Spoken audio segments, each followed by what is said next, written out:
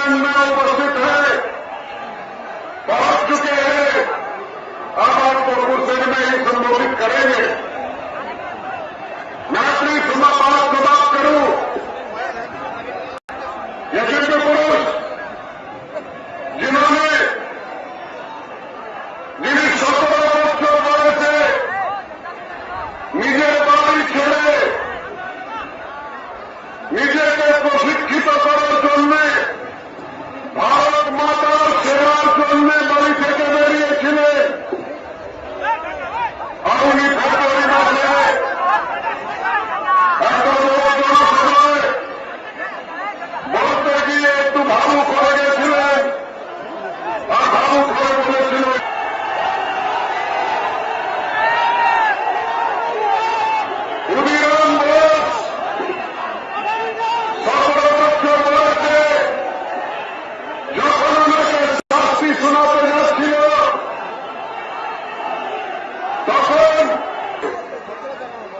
সেইভাবে ইউপিএ সরকার ওনাকে প্রতারিত করার জন্য নানা রকমের চেষ্টা করেছে, কিন্তু সফল হয়নি।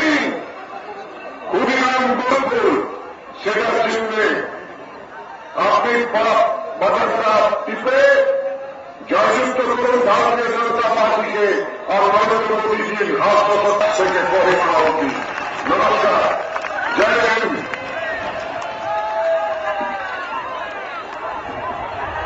ধন্যবাদ আলোচনাকে সময় অভাব, তাই সরাসরি আমি ভারতীয় জনতা পার্টি রাজ্য সভাপতি লড়াকু যুব নেতা শ্রী রাহুল সিনহা জিকে আমন্ত্রণ করছি তার বক্তব্য রাখার জন্য। শ্রী রাহুল সিনহা। भावी भारत का प्रधानमंत्री नरेंद्र भाई मोदी जी मंच में आते भारतीय जनता पार्टी का दार्जिलिंग का उम्मीदवार सतपाल जी, एक उपस्थित सारे भाई और बहन, देखो খুব কম সময় আছে, সেই জন্য বেশি কথা বলবো না, কিন্তু একটা কথা আমি আপনাদের পরিষ্কার। महामंत्री श्री नंदन दास, पार्थदास, पार्थपाल और गणेश देवनाथ और हमारे राज्य के नेता गणपत राम अग्रवाल जी भी हैं। हम मोदी जी का स्वागत करें, सब परसाने से स्वागत करें। स्वागत है, स्वागत है, स्वागत है, स्वागत है, स्वागत है, स्वागत है, स्वागत है, स्वागत है। बोलो भारत माता की, भारत माता की। बहुत बहुत धन्यवाद। अब मैं मोदी जी को आमंत्रण करता हूं अपना विचार रखने के लिए।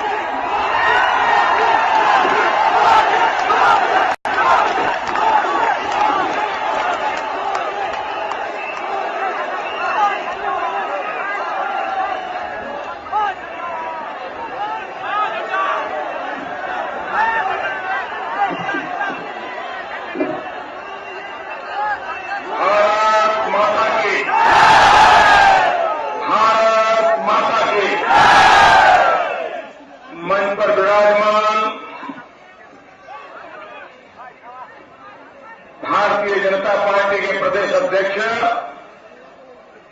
श्री राहुल सिन्हा जी, भारतीय जनता पार्टी के हमारे केंद्रीय प्रभारी श्री सिद्धार्थनाथ जी,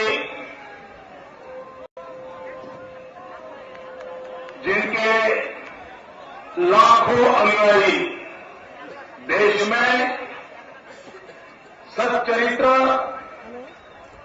सज्जीवन के लिए एक उम्दा उदाहरण प्रस्तुत करते हैं। ऐसी मानवतावादी महान परंपरा के धनी पूज्य सतपाल महाराज, श्री विमल गुरुंग जी, श्री अतुल रॉय जी, और लोकसभा के चुनाव में हमारे जनप्रिय उम्मीदवार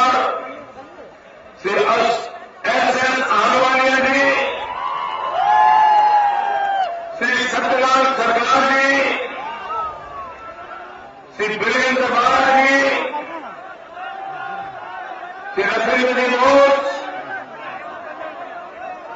चेयरमैन मंच पर विराजमान सभी वरिष्ठ महानुभाव, भाइयों बहनों, मेरी चारों तरफ लोग ही लोग नजर आ रहे हैं।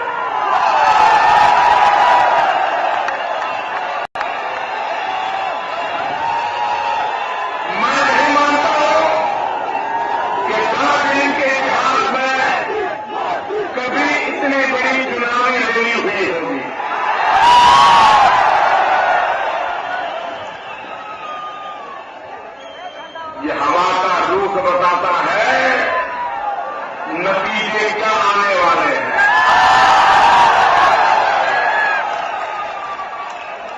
भाइयों बहनों,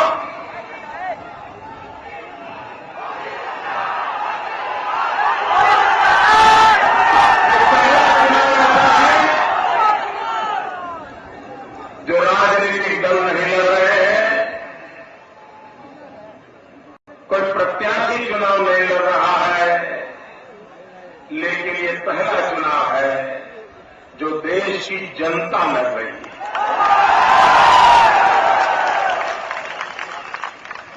और भाइयों बहनों, ये सिर्फ परिवर्तन के लिए चुनाव नहीं लड़ रही है, ये चुनाव लड़ रही है देश को बर्बाद करने वालों को सजा देने के लिए, जिन्होंने देश को लूटा है उनका हिसाब देश की जनता इस बार चुकता करना चाहती है। भाइयों बहनों, आज देश के सामने सबसे बड़ा मुद्दा है विकास। हमारी सारी बर्बादी का कारण यही है कि राजनीतिक नेताओं ने, राजनीतिक दलों ने जनता की भलाई के कार्यक्रमों के लिए नहीं सोचा, विकास को कभी अपना एजेंडा नहीं बनाया।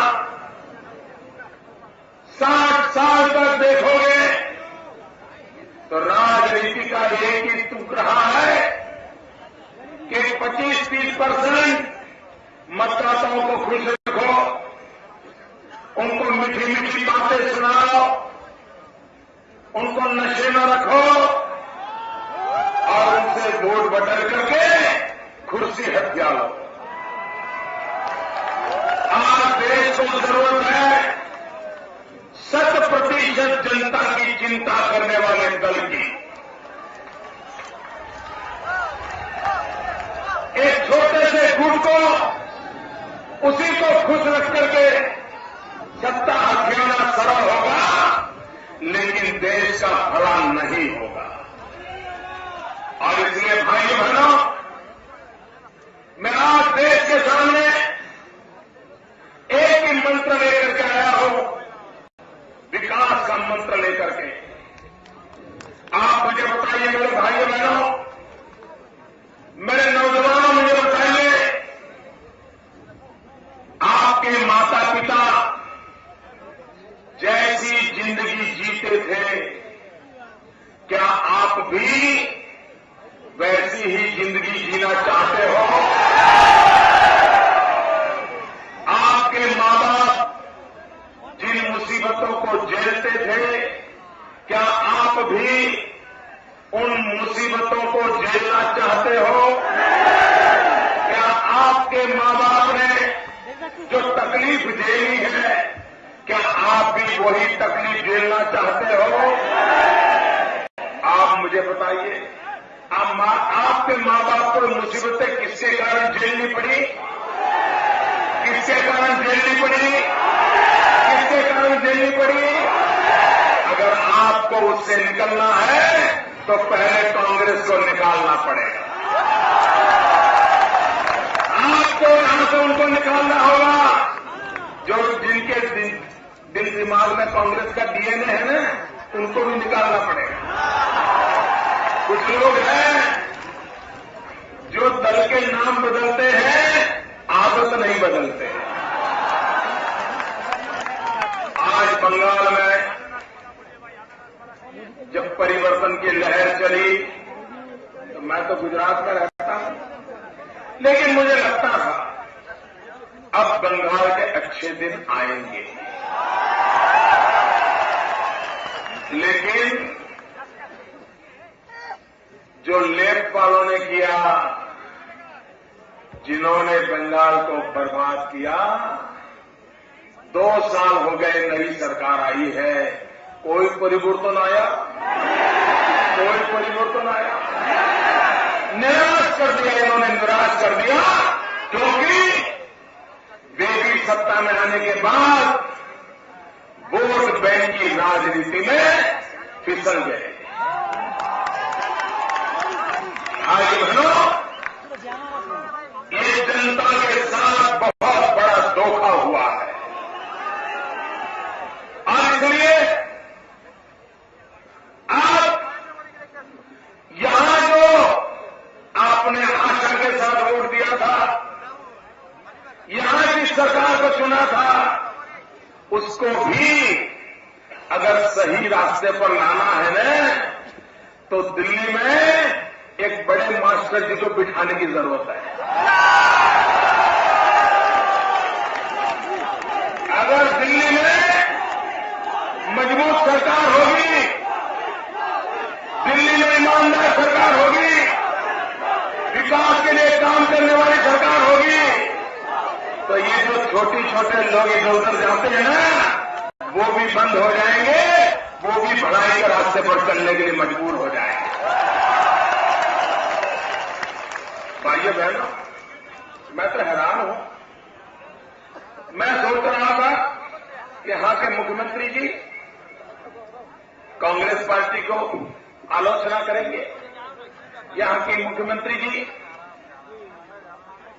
कम्युनिस्ट पार्टी की आलोचना करेगी, लेफ्ट की आलोचना करेगी, लेकिन दिन में 100 बार जब तक वो मोदी को आलोचना नहीं करती, उनको खाना हजम नहीं होता।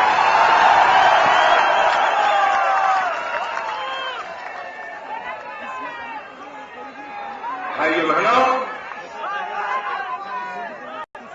ये वोट बैंक की राजनीति का खेल है।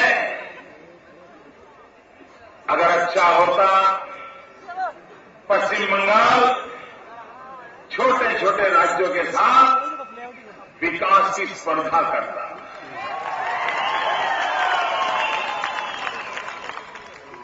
यहां के नौजवानों के रोजगार के लिए स्पर्धा करता, यहां के बुजुर्गों को अस्पताल मिले, बीमारों को मदद मिले, इसके लिए स्पर्धा करता।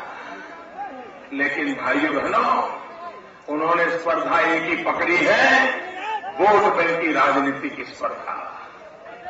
भाइयों बहनों, बंगाल का अगर भला करना है, कि हमारे देश के सभी हिमालयन रेंज का भला करना है, तो जब तक, मैंने पहले ही दिन कहा था मेरी पार्टी में, जब तक हम हिमालयन रेंज के जो स्टेट्स हैं उनके अलग डेवलपमेंट की सोचेंगे नहीं, तब तक इनका भला नहीं होने वाला।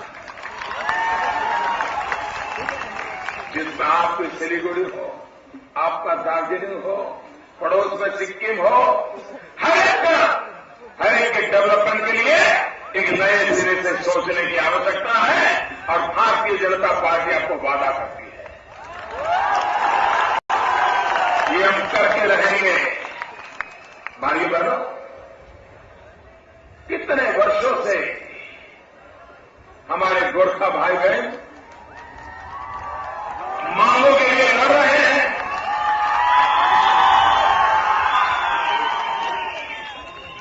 हिंदुस्तान में आज कोई कोना ऐसा नहीं होगा जहां पर मेरा कोई न कोई गोरखा भाई काम न करता हो।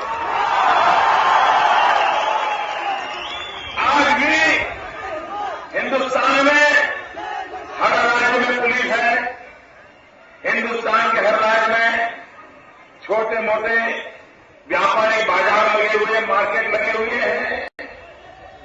पुलिस की जिम्मेवारी होती है सुरक्षा की, लेकिन आज हिंदुस्तान के किसी भी गांव में चले जाइए, पुलिस हो या न हो, गुरखा प्राइवेट सिक्योरिटी वहां होगा ही होगा। लोगों को वहां की पुलिस में भरोसा नहीं है, गुरखा पर भरोसा है। शाम को करोड़ों रुपयों का माल पड़ा हो दुकान में, एक 50 रुपये का ताला लगा करके जाता है, चैन के सो जाता है। क्यों? कोई गुरखा वहां खड़ा है। ये छोटी इज्जत नहीं है मेरे भाइयों, और ये इज्जत आपको किसी सरकार ने नहीं दी है। ये इज्जत आपने अपनी ईमानदारी से, अपनी मेहनत से, अपनी ताकत से कमाई हुई इज्जत है। भाइयों बहनों, हम तो छोटे स्कूल में पढ़ते थे ना, तब भी जब तेनसिंह का नाम सुनते थे, वाह, सीना खुल जाता। तेनसिंह का नाम सुनते थे, एवरेस्ट को सर करने वाला मेरा गोरखा महापुरुष, उसका नाम सुनते ही हम गर्व करते थे। लेकिन मैं हैरान, दिल्ली में बैठी हुई सरकार को कभी तेनसिंह को सम्मानित करने का सूझा नहीं। अभी एवरेस्ट विजय कितना वर्ष मनाएंगे? 50 साल अभी मनाए गए थे। लेकिन भाई बहनों, दिल्ली सरकार को इसके लिए कुछ करने की नहीं सूझी। इंग्लैंड ने किया था, लेकिन हिंदुस्तान सरकार ने कुछ नहीं किया। और इसलिए भाइयों बहनों, हमारे देश के लिए, हमारे देश की सेना का गौरव बढ़ाने में, हमारे देश की सुरक्षा बलों की गौरव बढ़ाने में मेरे गोरखा भाइयों का बहुत बड़ा योगदान है। और भाइयों बहनों, मैं मेरे गोरखा भाइयों से कहना चाहता हूं, आपके सपने ये हमारे सपने हैं।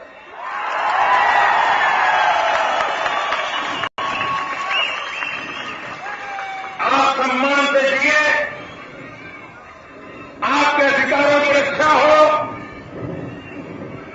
आपको विकास करने का अवसर मिले। सबका साथ, सबका विकास, ये हमारा मंत्र रहा है।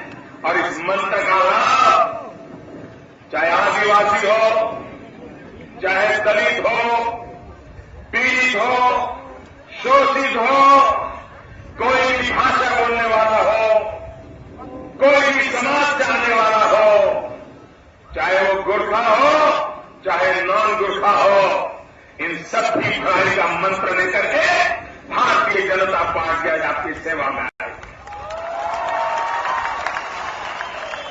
भाई बहन, ये बांग्लादेश के घुसपैठिए आपका जीवन बर्बाद किया है कि नहीं किया? आपकी रोजी रोटी छीनी है नहीं है? आपको बेघर बनाया है नहीं बनाया? आपके अधिकार जा रहे हैं नहीं जा रहे? मैं समझता नहीं हूं, बांग्लादेश से जो नमो शूद्र आए, बहुत बड़ी तादाद में आए, ये नमो शूद्र को भारत मां की गोद में बिठाने के लिए दिल्ली सरकार तैयार नहीं है। तो ये मेरे बांग्लादेश से आए हुए इन नमो शूद्र को क्या पाकिस्तान गोद बिठाएगा क्या? क्या उनको नागरिक पाकिस्तान बनाएगा क्या? और मेरे नमो शूद्र भाइयों, मेरा भी आपके साथ नाता जुड़ गया है, मैं भी नमो हूं।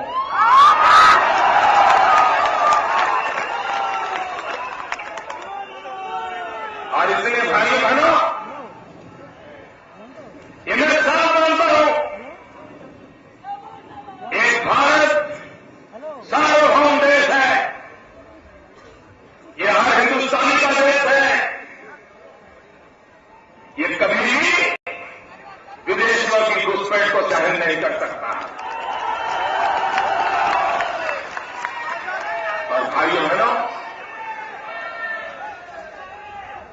घुसपैठिए हैं वो देश को बर्बाद कर रहे हैं। जो मजबूरी वहां से निकाले गए हैं, जिनके लिए भारत के सिवाय कोई मां नहीं है, उस भारत मां को अपने बच्चों को संभालना भी पड़ेगा। लेकिन जरूरी नहीं है कि इनको सिर्फ आसाम वाले संभाले या पश्चिम बंगाल वाले संभाले या दार्जिलिंग वाले संभाले। उनको अगर संभालना है तो जिम्मेवारी पूरे देश को लेनी होगी। थोड़े गुजरात में जाए, थोड़े राजस्थान भी जाए, उनको वहां वहां रोजी रोटी मिलनी चाहिए, क्योंकि वो भारत मां के बेटे हैं। उनको यहां से निकाला गया। अगर वो घर वापस लौटना चाहते हैं, आना उनकी मजबूरी है, तो उनको संभालना कि हमारी जिम्मेवारी है। भाइयों बहनों, बंगाल में भारतीय जनता पार्टी के उम्मीदवार है सतीश सरकार, बड़े जादूगर हैं। कल मैडम सोनिया जी ने भाषण किया।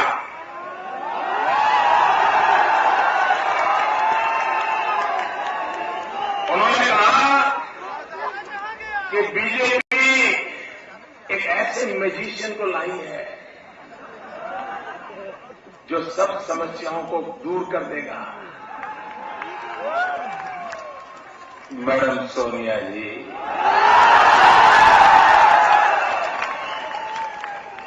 इस देश को मैजिशियनों का डर नहीं है। इस देश को मैजिशियनों की चिंता नहीं है। हमारा देश तो डरा हुआ है ब्लैक मैजिक से। देश पिछले 10 साल से यूपीए सरकार के ब्लैक मैजिक को देख रहा है। ये ऐसा ब्लैक मैजिक है जैसे जादूगर मंच पर से कार को गुम कर देते हैं, ऐसे ये ब्लैक मैजिशियन नौजवानों के रोजगारों को गुम कर दिया। इन मैजिशियनों ने, ये ब्लैक मैजिशियन ने किसानों का जीना मुश्किल कर दिया। ये ब्लैक मैजिशियन ने दिल्ली में मेरे नॉर्थ ईस्ट के बच्चों की रक्षा करना गुम कर दिया। भाइयों बहनों, देश को ब्लैक मैजिक वालों से बचाना है। देश को मैजिशियनों की चिंता नहीं है। ब्लैक मैजिक वालों ने देश को बर्बाद किया है और देश की आंखों में ऐसी पट्टी बांध दी ब्लैक मैजिक वालों ने।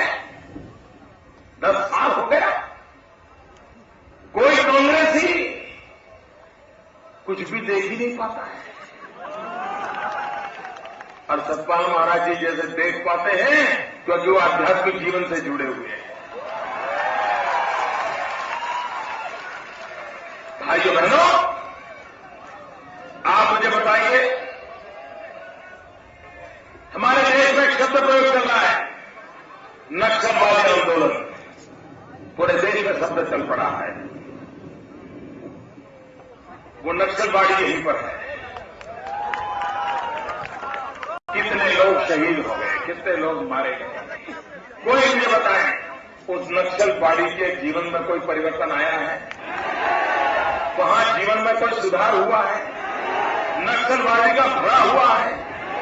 भाइयों बहनों, देश में नक्सलवाद तो खत्म हो गया, लेकिन वो शब्द रह गया। और वो नक्सलवादी जो इलाका है उसकी ओर किसी ने नहीं देखा। भाइयों बहनों, मैं आपको मेरा इरादा कहना चाहता हूं। देश के लोगों को सही संदेश देने के लिए मैं स्पेशली ये नक्सलवादी में क्या बदलाव ला सकता है, ये देखना चाहता हूं। और देश को मैं बताना चाहता हूं, कृपा करके आज जो माहौल चल रहा है, ये चीन का खेल जो चल रहा है, निर्दोषों को गोलियों से भून दिया जाता है, पशुपति से तिरुपति तक जो रेड कॉरिडोर बना दिया गया है, हिंदुस्तान की धरती को रक्त से रंग दिया गया है, वो नक्सलवाद नहीं है, वो माओवाद है।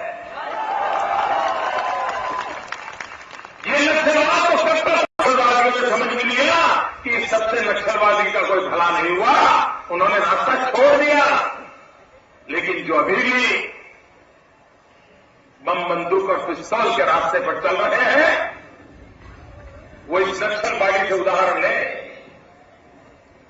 कितने जवानों की जिंदगी बर्बाद हो गई, इलाके का भला नहीं हुआ। भाइयों बहनों, ऐसे इलाके का भला कैसा होता है, हमें अवसर दीजिए, हम करके दिखाएंगे। आप मुझे बताइए भैया, तरक्की के लिए इस इलाके को 2 T की जरूरत है। वो कांग्रेस वाला नहीं, उनका जो नारा है ना वो तो झूठा है। उनका जो नारा है, हर हाथ लूट और हर होठ झूठ। भाई बहनों, मैं जो तरक्की बात कर रहा हूं वो तरक्की है 2 T में। एक टी गार्डन और दूसरा टूरिज्म। भाइयों बहनों, दार्जिलिंग टी दुनिया में मशहूर है। क्या हो गया, क्या हो गया? ये ब्लैक मैजिक वाले जरा बताओ, क्यों बर्बाद कर दिया जरा? ये ब्लैक मैजिक वालों ने ये टी गार्डन का पूरा दुनिया खत्म कर दिया। भाइयों बहनों, जो दार्जिलिंग दुनिया में इस चाय पैसे थे, आज श्रीलंका की चाय कितने लग गई? कर क्या हो? पैकेजिंग, मैं हैरान हूं मित्रों। पैकेजिंग, इतने छोटे छोटे उद्योग होते हैं, अच्छी मशीनें लगा करके चाय का बढ़िया पैकेजिंग हुआ होता ना, तो इस टी गार्डन की हालत नहीं हुई होती। इतना सा उनको नहीं आया, इतना सा नहीं आया। लेकिन भाइयों बहनों, ये ऐसे लोग हैं जो स्लॉटर हाउस के लिए तो सब्सिडी देते हैं, लेकिन टी पैकेजिंग के लिए, छोटे छोटे कारखाने लगाने के लिए सब्सिडी नहीं देते हैं। मेरे टी गार्डन का कर्मचारी और ये सरकार बैठे, परिवर्तन की सरकार, ये लिखते से इतनी बड़ी बातें करते थे। यहां का टी गार्डन का मजदूर का सबसे ज्यादा शोषण हुआ, सबसे ज्यादा उसकी तबाही हुई। भाइयों बहनों, टी गार्डन के मजदूरों की चिंता करने की आवश्यकता है। टी गार्डन के उद्योग को विकसित करने की आवश्यकता है। और भाइयों बहनों, मेरी पहली पसंद है टी, क्योंकि मैं तो अगर चाय न होती, चाय बेचने का मुझे मौका न मिलता,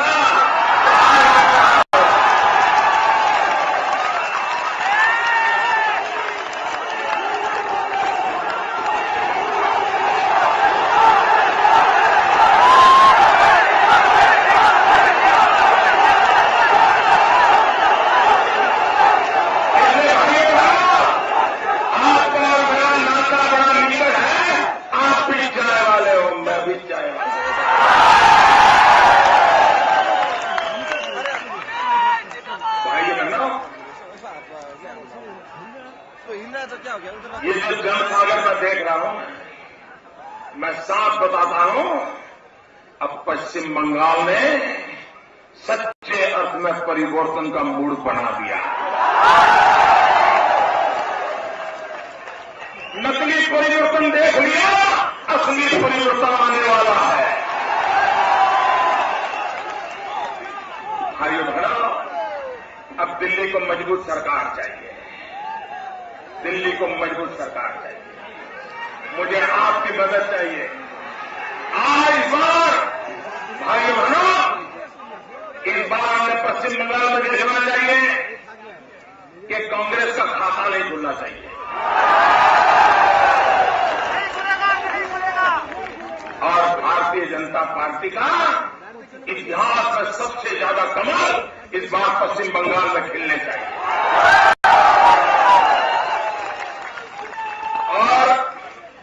मुख्यमंत्री जी, लेफ्टिस्ट लोग, कांग्रेस के ब्लैक मैजिक के सेंसरों, कान खोल करके सुन लो। आप जितना कीचड़ उछालोगे, कमल उतना ही ज्यादा खिलने वाला है।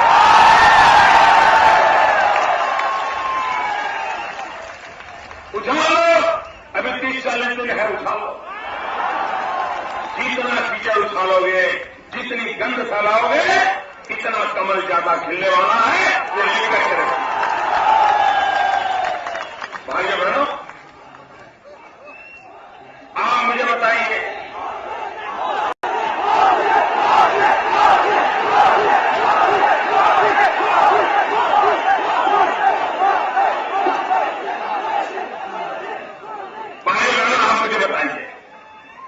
आपको दिल्ली में कैसी सरकार चाहिए?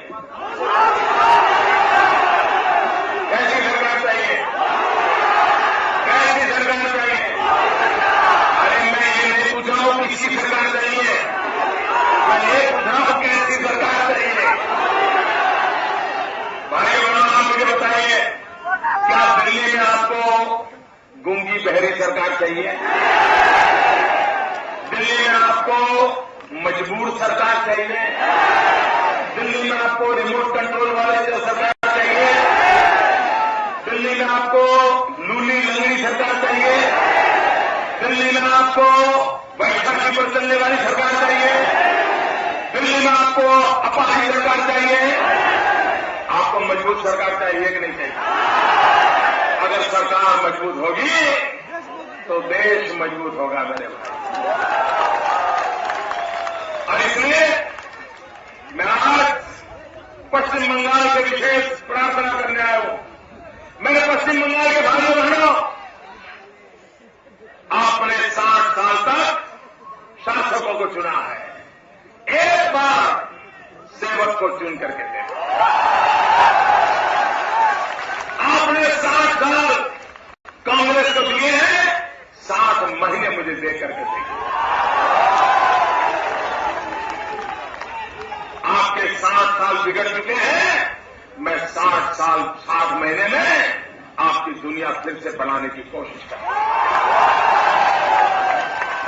भाइयों बहनों, हमारे भारतीय जनता पार्टी के तीनों उम्मीदवार, उन सबको विजयी बनाइए। सरकार आइए, आइए आइए, आ जाएंगे।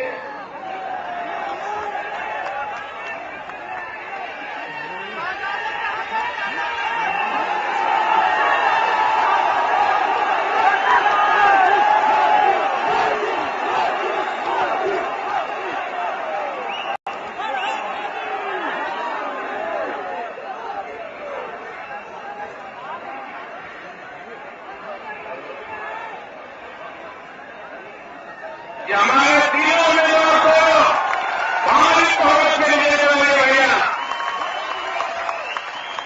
और यहां जो चिटफंड का चीटिंग हुआ है, गरीब लोगों के 10-10 रुपए भी लूट लिए हैं, उन लुटारों को ठिकाने लगाने के लिए हमें मौका दीजिए। गरीब लोगों का इस चिट फंड के नाम से जो चीटिंग हुआ है, उनको सजा मिले, किसी भी राजनीतिक दल के क्यों न हो, उनको सजा मिलनी चाहिए। सिलीगुड़ी जलपाईगुड़ी का इनके नेताओं ने जो स्कैम किया है अभी भी, वो भले ही छोटा स्कैम क्यों न हो, लेकिन ये उनकी आदत को बताता है। और इसलिए मैं भाइयों बहनों, शारदा चिट फंड,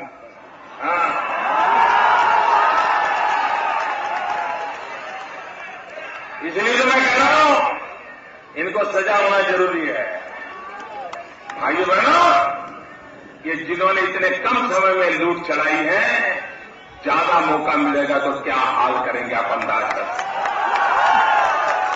मेरे साथ बोलिए, भारत माता की, भारत माता की, भारत माता की।